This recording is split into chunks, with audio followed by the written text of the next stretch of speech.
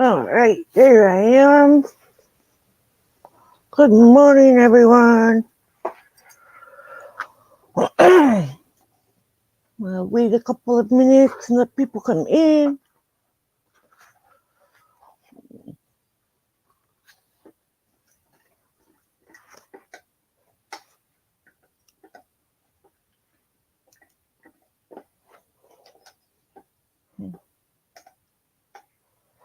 Good morning, Lucretia.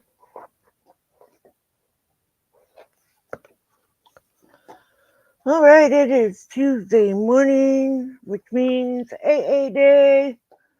So I want a few things that I like to say before the meeting all the time is please do not do judgment in the comments and in the description.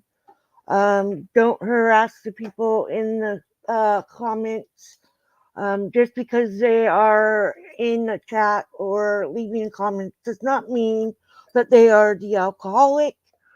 They could be here just to help a family member, or maybe it will help someone quit smoking or whatever.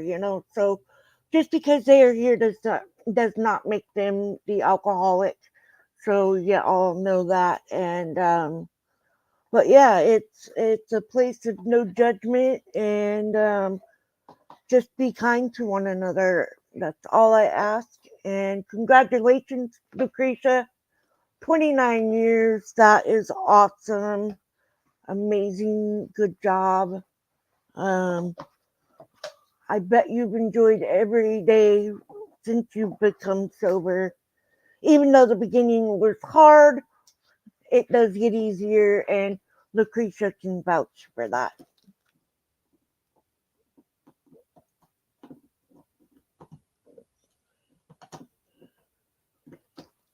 For sure. Also, I do put in the description what book we're reading and what story or step or tradition we're reading, and the page number. So let's go ahead and get the meeting started. My name's Sandra, and I'm an alcoholic.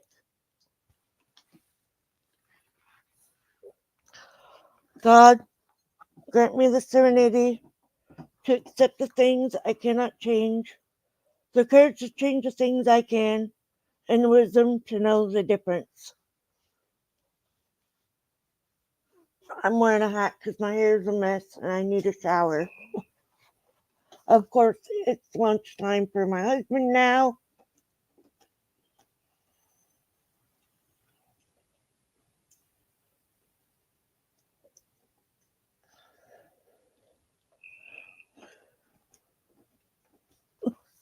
Sorry about that, Facebook. Anyways, let's get to it. Step one. We admitted we were powerless over alcohol, that our lives had become unmanageable. 2. Came to believe that a power greater than ourselves could restore us to sanity. 3. Made a decision to turn our will and our lives over to the care of God as we understood Him. Sorry about the dog. He is, of course, chewing on something. As soon as I go live, he needs to be doing something. Any other time, he's sleeping. 4. Made a searching and fearless moral inventory of ourselves. 5. Admitted to God, to ourselves, and to another human being the exact nature of our wrongs. 6. We're entirely ready to have God remove all these defective characters.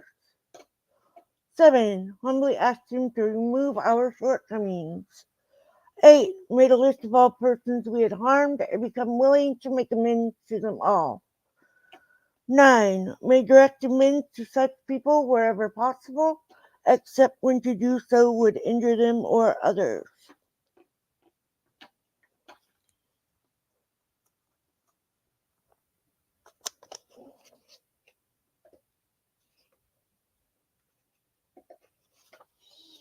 My page is just sticking together.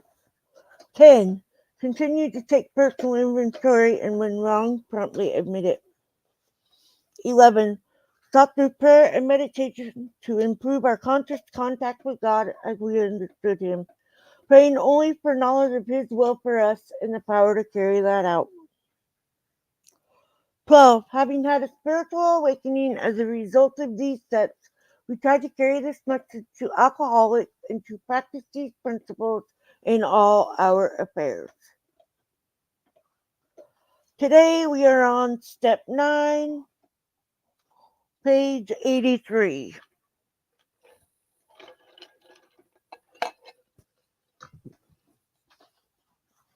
I don't have a lot of energy because I'm trying to quit smoking, and coffee tastes gross to me right now, so I have not been drinking a lot of coffee either. And coffee, I love coffee, but the taste is not for me right now. Hello, She Devil. Thank you for coming. Step 9. Make direct amends to such people wherever possible, except when to do so would injure them or others. Good judgment, a careful sense of timing, courage, and prudence. These are the qualities we shall need when we take step 9. After we have made the list of people we have harmed, have reflected carefully upon each instance, and have tried to possess ourselves of the right attitude in which to proceed, excuse me, we will see that the making of direct amends divides those we should approach into several classes. There will be those who ought to be dealt with just as soon as we became reasonably confident that we can maintain our sobriety. I lost my spot. There it is. There will be those to whom we can make only partial restitution, lest complete disclosures do them or others more harm than good. There will be other cases where action ought to be deferred, and still others in which, by very nature of situation, we shall never be able to make direct personal contact at all. Most of us begin making certain kinds of direct amends from the day we join Alcoholics Anonymous. The moment we tell our families that we were really going to try the program, the process has begun. In this area, there are seldom any question of timing or caution. We want to come indoor shouting the good news. After coming from our first meeting, or perhaps after we have finished reading the book Alcoholics Anonymous, we usually want to sit down with some member of the family and readily admit the damage we have done by our drinking. Almost always we want to go further and admit other defects that have made us hard to live with. This will be a very different occasion. And in I don't know what's wrong with my Facebook connection. It's being dumb.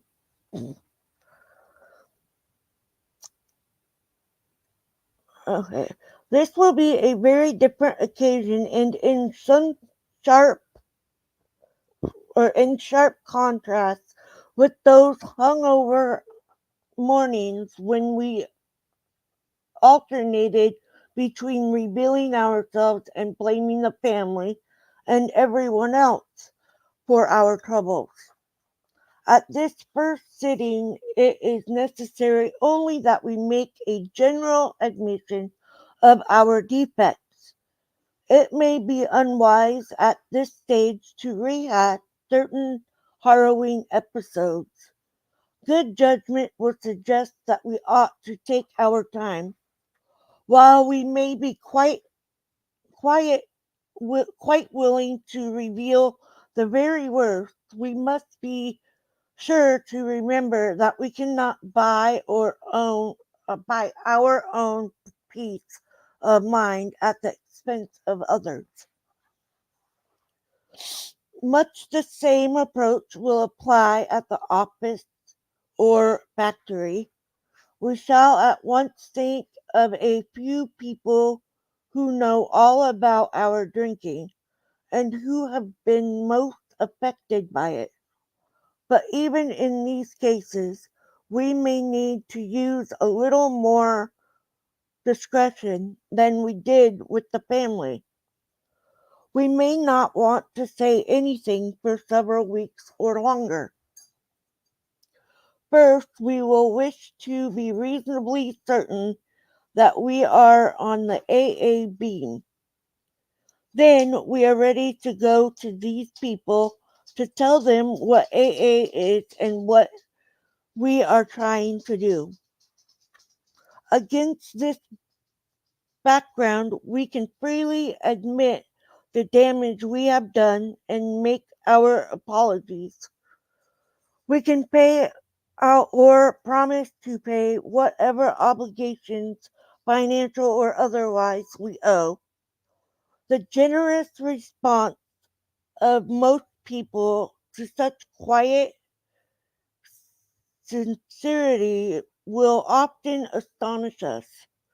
Even our severest and most justified critics will frequently meet us more than halfway on the first trial.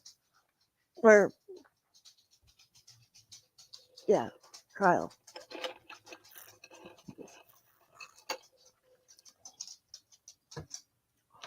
This atmosphere and of appo- approval and praise is apt to be so exhilarating as to put us off balance. By creating an unstable appetite for more of the same, or we may be tipped over in the other direction when in rare cases we get a cool and skeptical reception, sorry. This will tempt us to argue or to press our point insistently, or maybe it will tempt us to discouragement and pessimism. But if we have prepared ourselves well in advance, such reactions will not deflect us from our steady and even purpose. After taking this primarily trial at making amends, we may enjoy such a sense of relief that we conclude our task is finished. We will want to rest on our laurels. The temptation to skip the more humiliating and dreaded meetings that still remain may be great. We will often manufacture plausible excuses for dodging these issues entirely. Or we may just procrastinate, telling ourselves the time is not down there, down there. No, down there. No,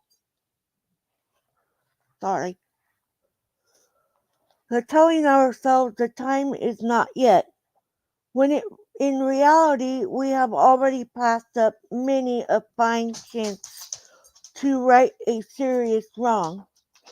Let's not talk prudence while practicing evasion. No, spit it out. Don't eat that.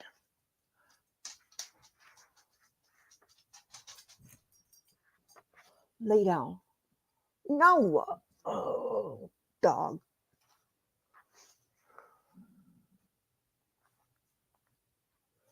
This dog, man.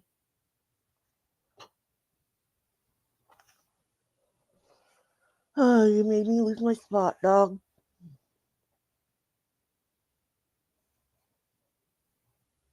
Okay. This will tempt us to argue or to press our point insistently. Or maybe it will tempt us to discouragement and pessimism. I don't know that word, sorry.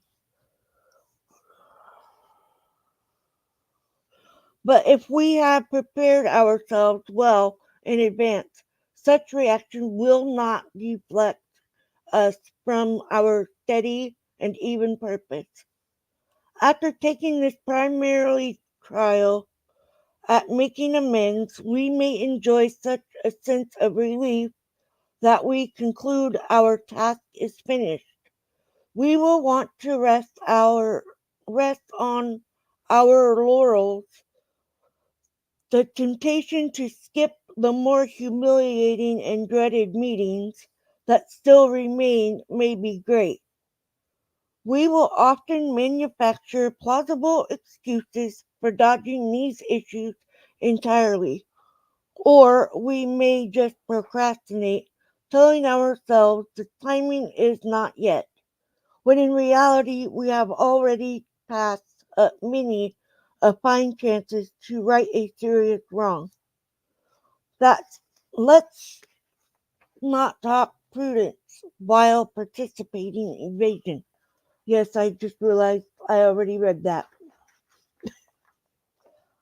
As soon as we begin to feel confident in our new way of life and have begun by our behavior and example to convince those about us that we are indeed changing for the better, it is usually safe to talk in complete frankness with those who have been seriously affected, even those who may be only a little or not at all aware of what we have done to them. The only ex-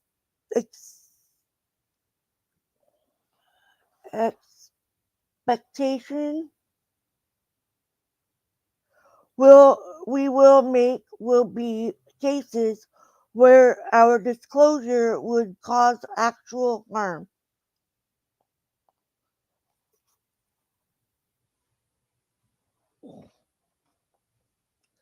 These conversations can begin in casual or natural way, but if no such opportunity presents itself, at some point we will want to summon all our courage, head straight for the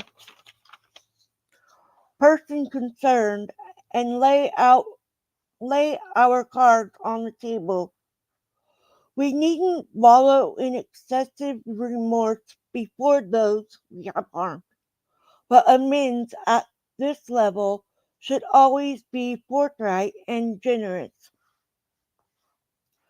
There can only be one consideration which should qualify our desire for a complete disclosure of the damage we have done. That will arise in the occasional situation where to make a full revelation would seriously harm the one to whom we are making amends, or, quite as important, other people. We cannot, for example, unload a detailed account of extramarital adventure upon the shoulders of our unsuspecting wife or husband, and even in those cases where such a matter must be discussed, let's try to avoid harming third parties, whoever they may be. It does not lighten or burden our burden when we recklessly make the crosses of other heavier.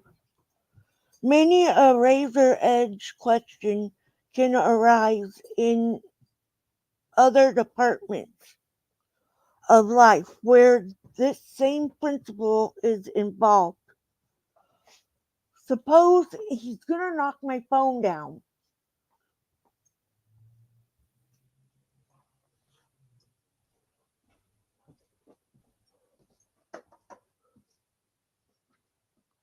Go. This dog, man. Suppose this may continue to go undetected if we say nothing. Do we instantly confess our ir- ir- ir- irregularities to the firm in the practical certainty that we will be fired and become unemployable? Uh, are we going to be so rigidly righteous about making amends that we don't care what happens to the family and home?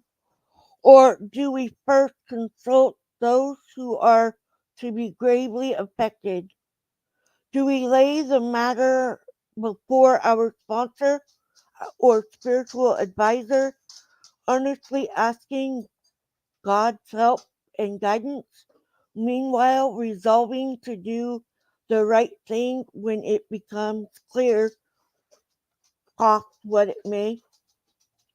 Of course, there is no pat answer which can fit all such dilemmas, but all of them do require a complete willingness to make amends as fast as and as far as may be possible in given set of conditions. Above all, we should try to be absolutely sure that we are not delaying because we are afraid, for the readiness to take the full consequences of our past acts and to take responsibility for the well-being of others at the same time is the very spirit of step 9.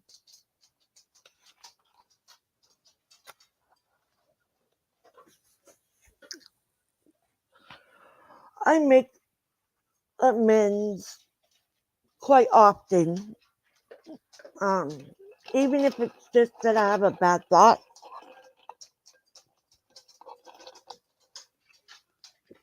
Maybe that's weird, but for me, it's like just every day. It's what I do. I work my steps every single day without even realizing that I am doing that. That comes with your sobriety and you're working the steps for a long time. You can live your life to the fullest and be honest, and because being honest is a a must have. Um, and again, by being honest, the first time I think that we are being honest is when we admit to ourselves that we are an alcoholic, because you lied to your we have lied to ourselves for so long because we are the alcoholic and we don't want to say that for so long. And when we finally do, then that part is lifted. And it's the same thing for all the other uh things you need to make amends for. Now see, um my sister made amends, and I explained to her that you need to make amends however you think is going to be a good way for you to be able to make that amend. And that's write a letter, make a phone call, anything like that works.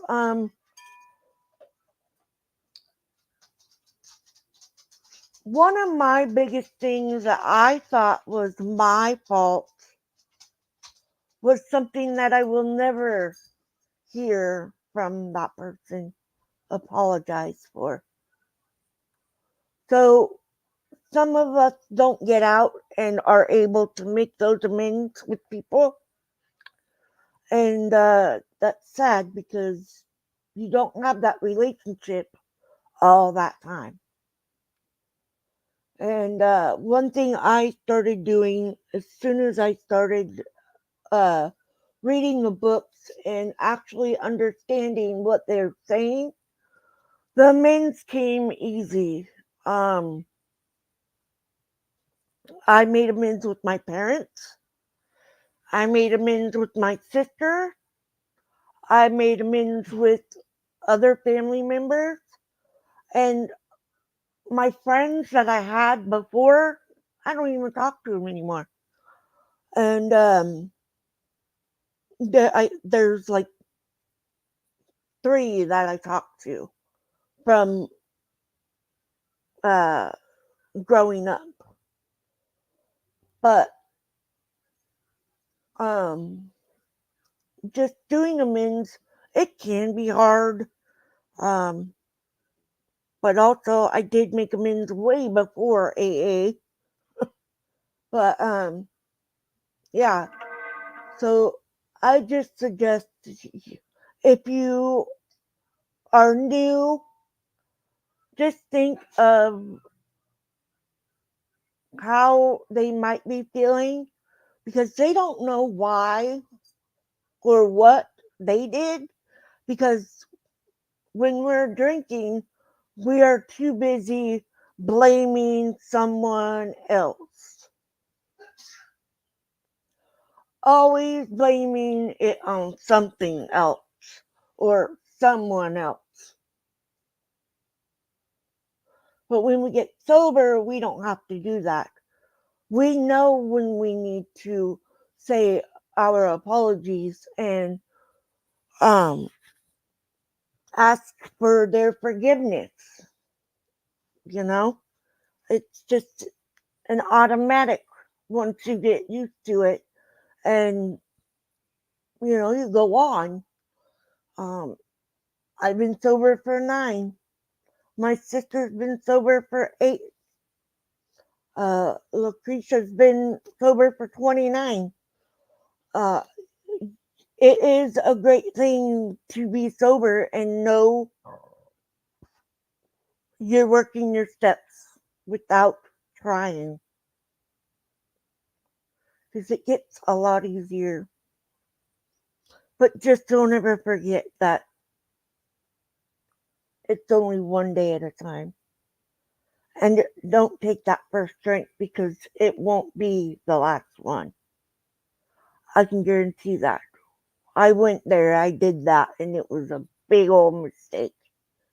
I should have never gave in to that compulsion I had after I had a year sober.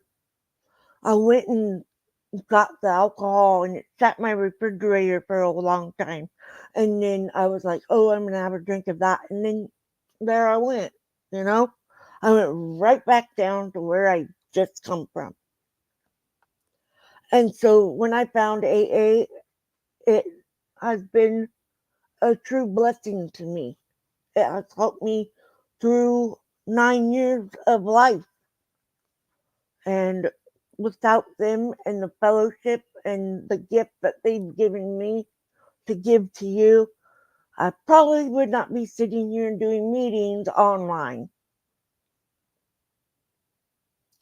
Thank you, Judy, for letting me know to use my voice. Always use my voice. Because that was her. That was her thing.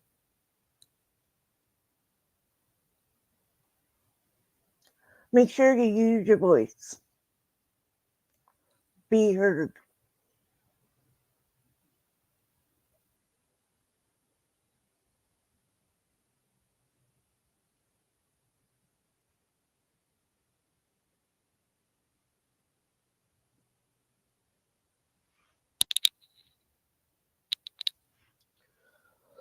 Anyways, it's a short meeting today because the step was short.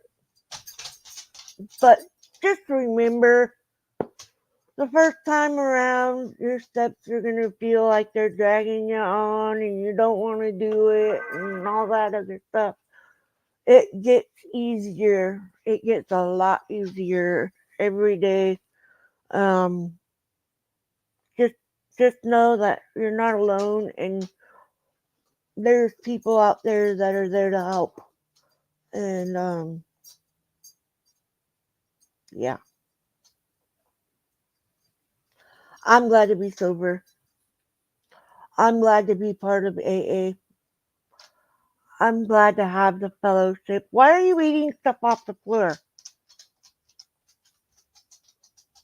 This dog has food and he's eating stuff off the floor. Crazy. Go down there. You're not going to lay on my stuff. Pain in the tush.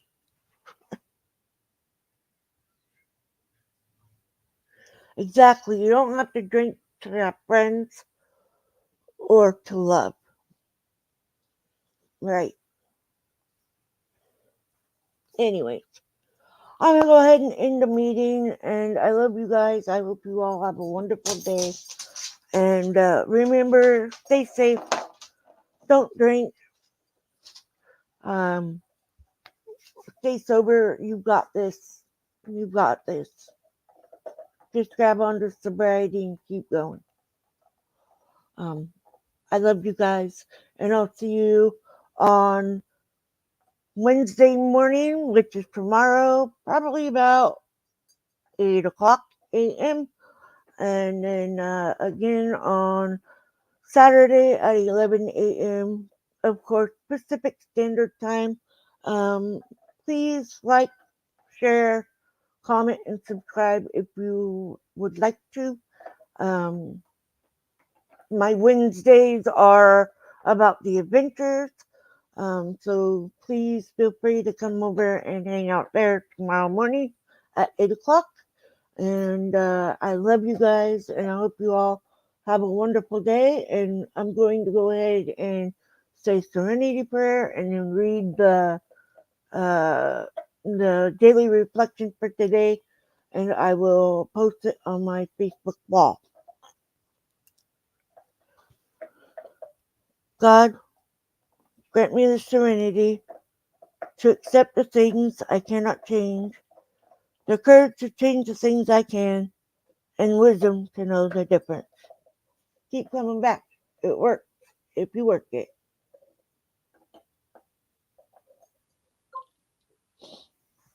Just a minute, guys.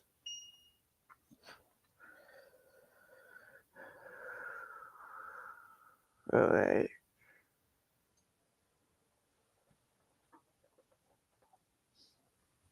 February 20th.